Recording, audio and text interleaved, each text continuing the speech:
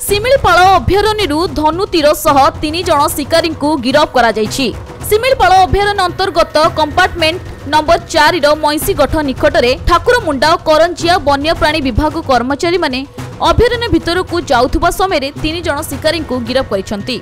गिरफ्त शिकारी माने हेउचंती ठाकुरमुंडा रेंज केशडिया ग्राम पंचायत अंतर्गत मंडलझरी ग्रामर सुदर्शन पूर्ति और दुर्योधन पूर्ति और चिरुपदा ग्रामर कुशसुंढी।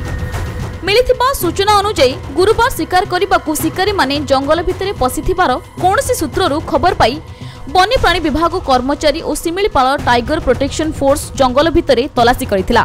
एही समय 3 जण शिकारी को धरिथिला वन्यप्राणी विभाग कर्मचारी। एहा परे सेमानक निकटरू शिकार पाई व्यवहृत धनु तीर जबत करबा सहित जणे शिकारी घरू 2टी मृत हरिणर सिंह को मध्य जबत करथिले। तेबे एने ठाकुरमुंडा वन्यप्राणी विभाग शिकारी विरुद्ध एक मामला रुजु करिसंती। एहा सहित तदंत मध्य जारी रहिछि।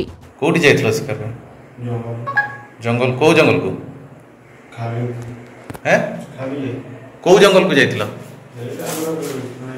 शिमिलीपाल को केते जण जायथला हमर को 9 जण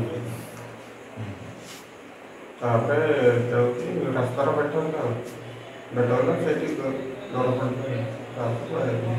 जीवा बड़े धरा पड़लु ना फेरला बड़े हां जीवा बड़े बाथर खाइनु बाथर रखाई अबरे खाबाउली सेठी बेटला तापे पड़े मयूरभंज प्रदीप्त होता रिपोर्ट खबर ओडिशा।